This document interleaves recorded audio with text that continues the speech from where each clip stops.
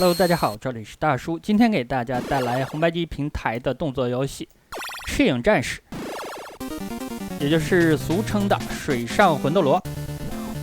本期视频仍然是来自于小一爱默默的投稿，看他选择的人就很对路数啊。两位主人公，男的叫做疾风，女的叫做风，女的是枫树的枫。两个人是为了对抗邪恶的加尔达王。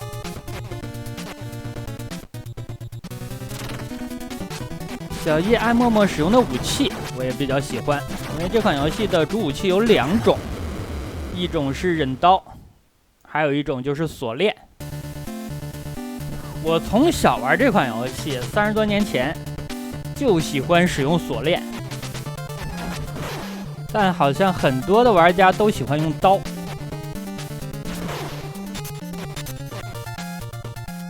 刀吃满了等级之后，攻击的距离特别远，但我还是觉得鞭子伸缩的角度自由，攻击的频率也不低，符合人设。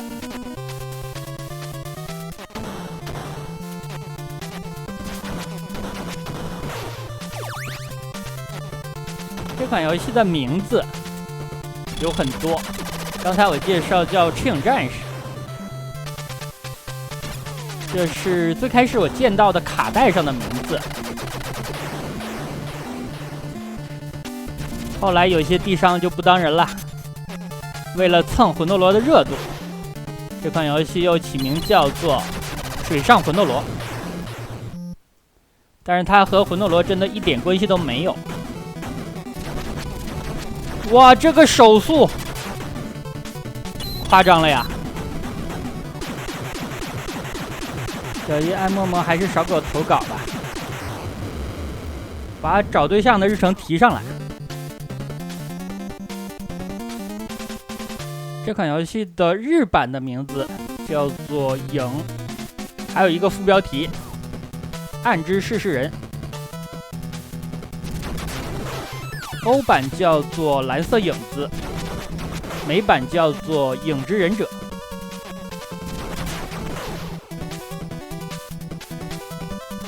刚才后面的箱子里应该是手里剑，这个手里剑我建议还是捡，因为打这只机械蛇的时候，如果你的武器满级了，那你的手里剑是跟踪的，打这只怪特别快。不然的话还是需要冒一定风险，但是人家是高手啊，不在乎这些。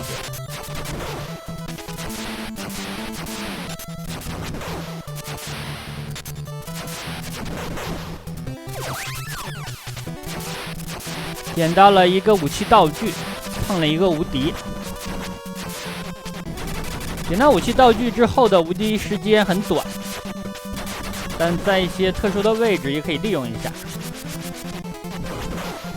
这个版面对背板的要求很高，如果非常鲁莽的走下来，很容易被击中的。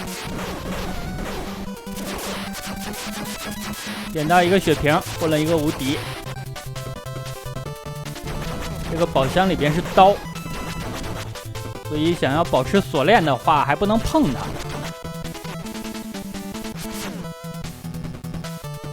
能够看出来，小一爱默默是想尽量打得快一点。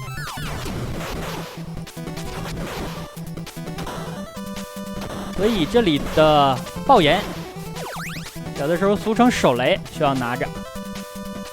一共有5发，但是这5发足够了。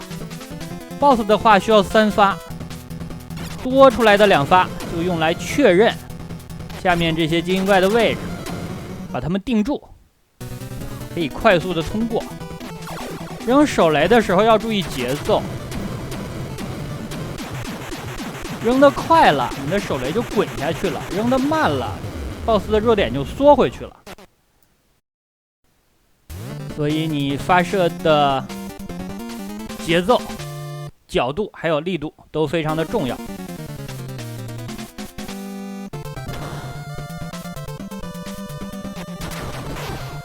这这款游戏是2种主武器，而且它可以联机，2个人一起玩。所以说联机的话，可以一个人使用锁链，一个人使用忍刀。这样的话，对彼此的攻击范围都有一个弥补。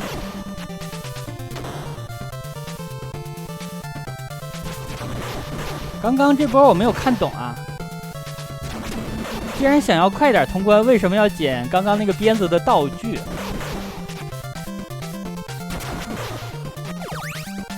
这颗手雷还是拿了，但是手雷打本关 BOSS 用不到。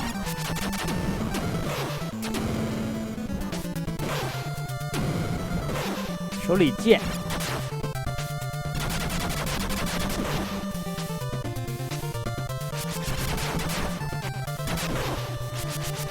3级的手里剑带有跟踪，但是跟踪有的时候也不是一个非常有利的攻击方式。你想让它向直线飞，它偏偏要拐弯。这个方向要切换多快能够做出这种效果呀？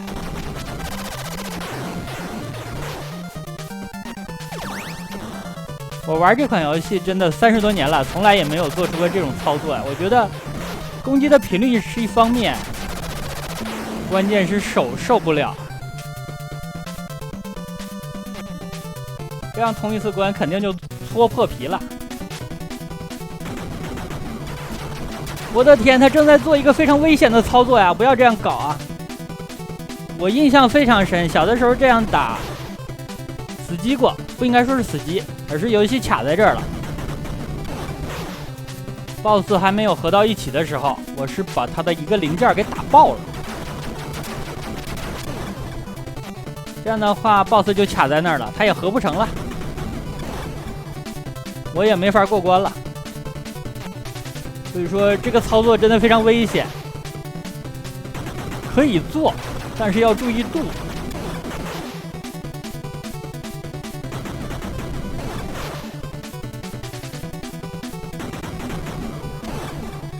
把 BOSS 打散了，你再打爆他的零件是没问题。但是他组合之前不要那样搞。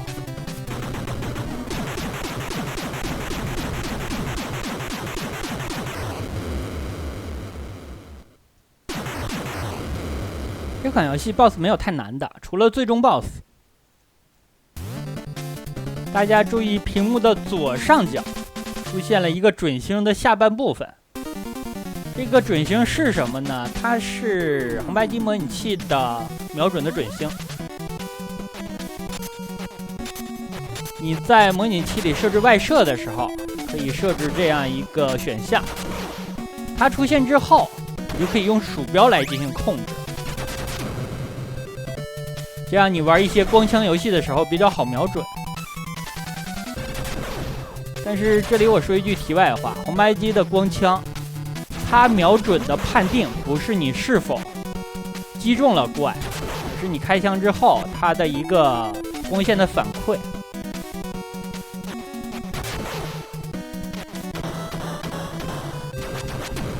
这也是为什么咱们小的时候向白墙开枪也会判定命中了目标的原因。这个原理之前我应该是出过视频，好几年了呀。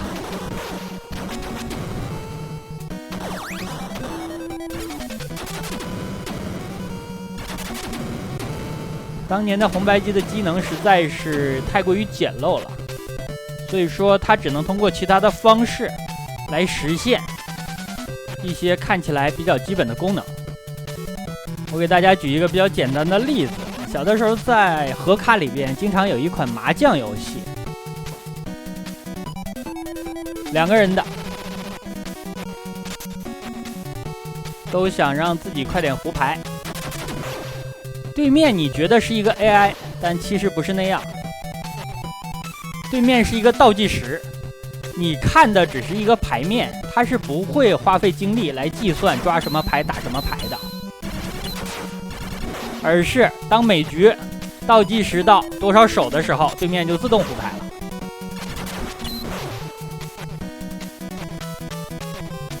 小伙伴表示这是在欺骗我呀。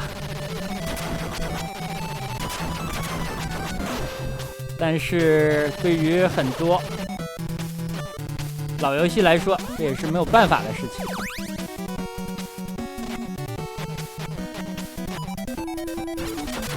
这里通过电梯的方式过于大胆了。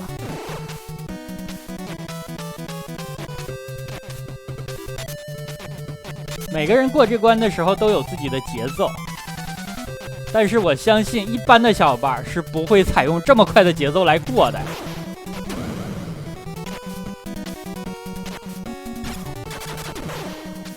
5发手雷。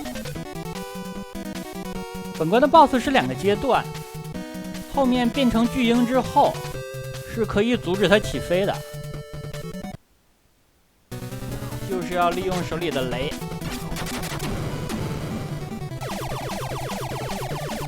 续了一个大招，因为雷要留着打这只鹰。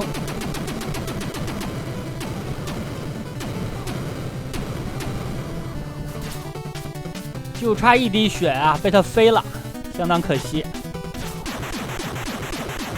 在这里扔雷的原理有一点像打第2关的 BOSS， 不能快也不能慢，快了的话雷就穿过去溜走了，慢了的话鹰就起飞了。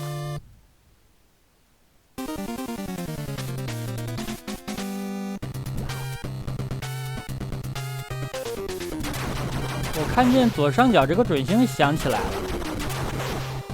今年我好像是录制过一期这款游戏的换皮，人物真的是换成了魂斗罗，并且还修改了无限的手里剑，这样玩起来就更像是魂斗罗了。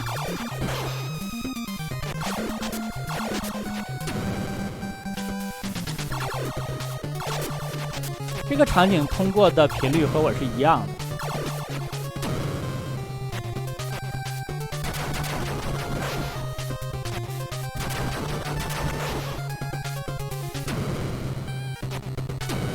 可能很多小伙伴已经无法记清了当年这款游戏通关了多少遍，但是游戏越玩到后面，玩的次数越多，每次通关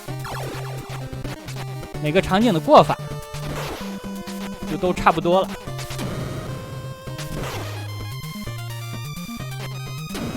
到目前为止，大招只使用了1次。我之前录制过这款游戏，录制的时候我惊讶的发现很多小伙伴不知道这款游戏有大招，或者是不知道大招怎么放。释放的方式就是按住攻击键不松手蓄力，但是这招学会了也没什么用，不用的话照样可以通关。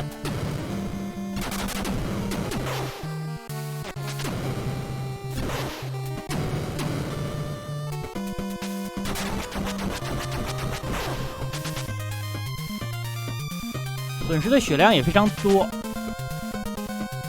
其实输出也不太理想。我好像之前还录制过无限大招的版本，使用大招是瞬发的，而且不消耗血量，听起来就爽啊！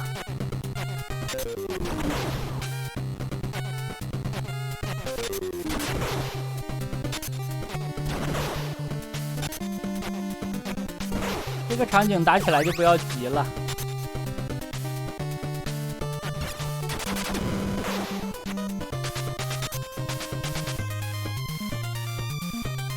这个手雷的道具我一般是不捡的，我感觉没什么太大的用处。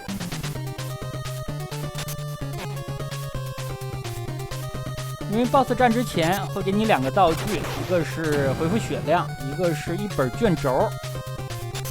卷轴的话，可以直接把你的武器等级升满。有了满级的武器，打 BOSS 就轻松很多。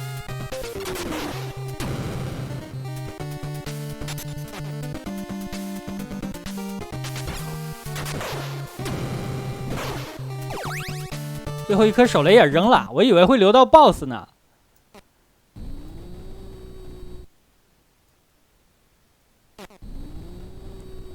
最后这级台阶可以直接跳上去。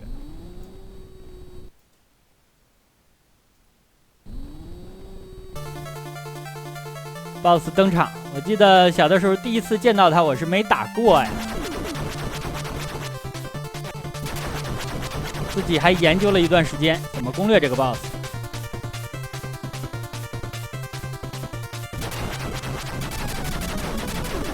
又开始发挥手速了，这个手速我感觉又提升了呀！好家伙，渐入佳境了。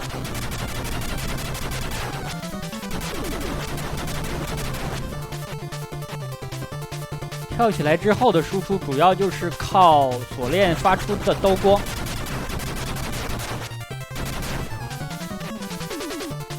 BOSS 还剩半根血。刚才这波我感觉可以拼一下，但是他好像是想拒绝被动的伤害。这样的话通关了。那好吧，这样一款红白机平台的水上魂斗罗，也就是赤影战士。小叶爱默默的投稿就给大家解说到这里，感谢大家收看，咱们下个游戏再见。